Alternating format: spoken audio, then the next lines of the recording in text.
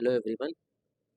अभी के इस वीडियो में हम देखेंगे aldehyde ketones and carboxylic acid में एक टॉपिक है जिसका नाम है इटार्ड रिएक्शन। ये एनसीईआरटी के हिसाब से बता रहा हूँ कि aldehydes ketones and carboxylic acid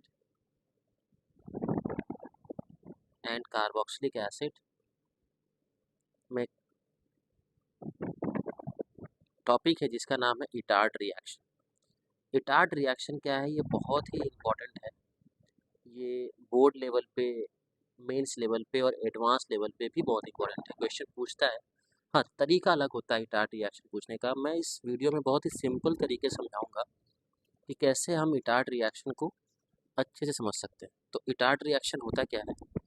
जब बेंजीन से अटैच्ड कार्बन जैसे CH3 है, हम इसमें करते क्या है, इस CH3 को कन्वर्ट कर देते हैं COH में, एल्डिहाइड।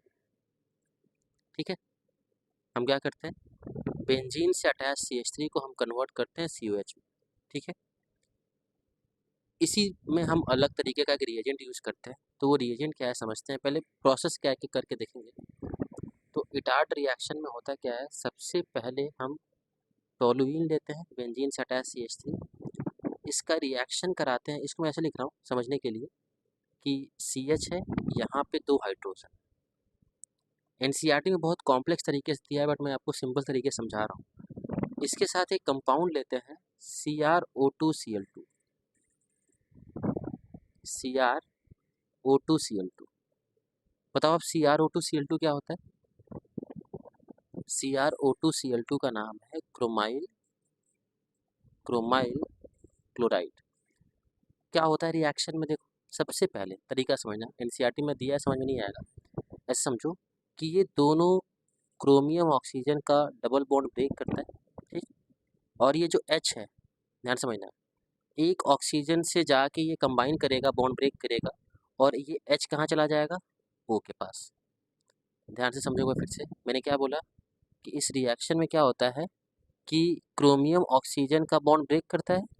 ठीक है, क्रोमियम ऑक्सीजन का बॉन्ड ब्रेक किया, दोनों क्रोमियम ऑक्सीजन का बॉन्ड ब्रेक किया, ऑक्सीजन जाके C से कंबाइन करेगा क्योंकि वैलेंसी फ्री हो गई, और जो H है वो दूसरे ऑक्सीजन पे चला गया। तो अगर मैं इसको बनाऊं तो कुछ इस तरीके से बनता है। देखो ध्यान से,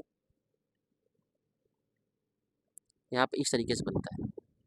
ये CH है, ठीक है, ये Cr है, देखो CrOH, देखो इसको, सॉरी, ये क्रोमियम है, ऑक्सीजन से कंबाइन किया ना, तो ऑक्सीजन से कंबाइन किया O, Cr, O से कंबाइन किया, O से अटैच है Cr, और H कहाँ चला आया? O के पास, OH, और ये Cl2।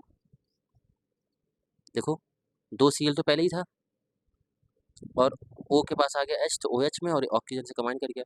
वैसे ही दूसरा H के साथ भी एकदम सेम ऐसा ही रिएक्शन होगा। तो ये वाला H भी बाहर निकलेगा, तो यहाँ पे लिख लो 2।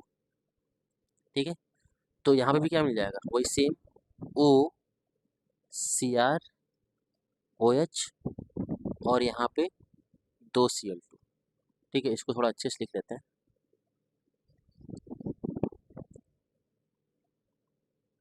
ठीक है, ये मिल गया। अब देखो,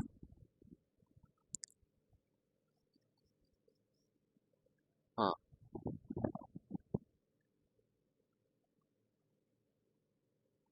ठीक, ये बन गया। आगे देखते हैं। ठीक है, अब आपको पता है कि इसका अगले स्टेप में हम करते हैं हाइड्रोलिसिस।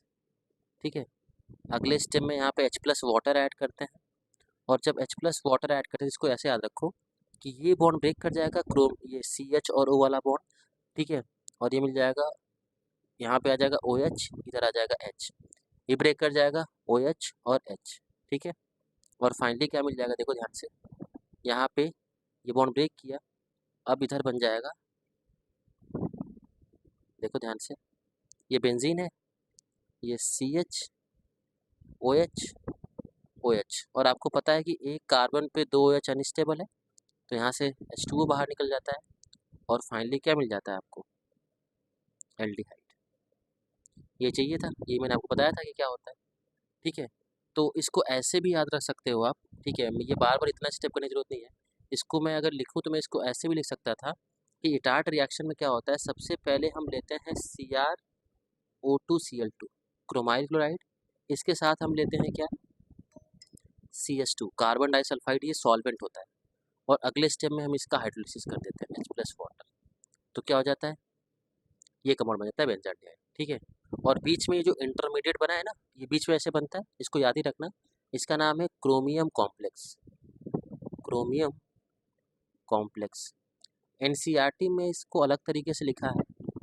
एनसीईआरटी में कैसे लिखा है इसको देख लो।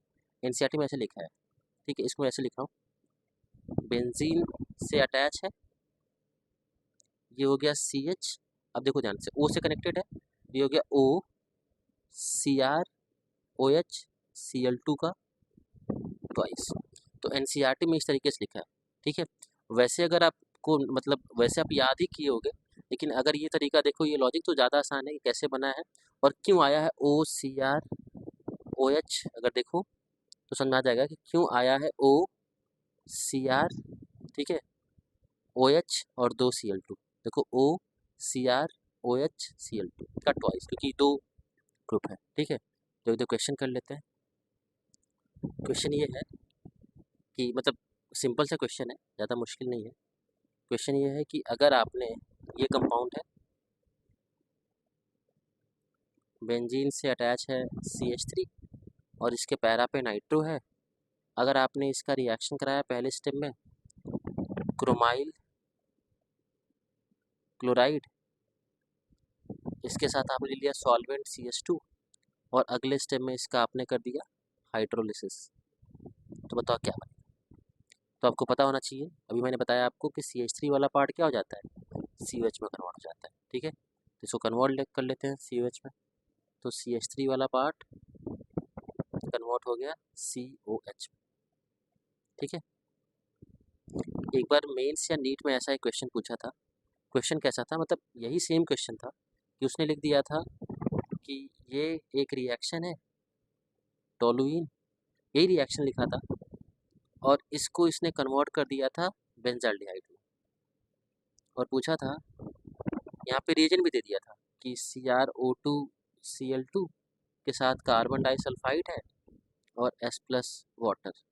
तो क्वेश्चन पूछा था कि above reaction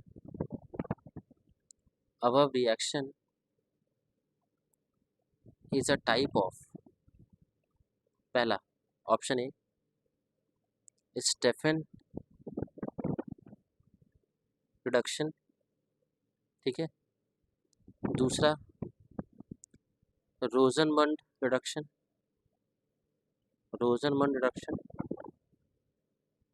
अगला सी है इटार्ड रिएक्शन, बाकी सारे ऑप्शन चेंज हो सकते हैं, इटार्ड रिएक्शन तो होगा ही होगा, और डी है क्लेमेंशियन रिडक्शन। तो बताओ इसका आंसर क्या होगा। इसका आंसर क्या हो जाएगा, क्योंकि CH3 वाला पार्ट COH में कन्वर्ट हो गया और CrO2Cl2 एज ए यूज किया जाए कैटलिस्ट रिएक्शन रिएजेंट, तो ये क्या हो जाएगा, इटार्ड रिएक्शन। ठीक है, तो आई होप इसका लॉजिक और तरीका कैसे कन्वर्ट करते हैं ये आपको समझ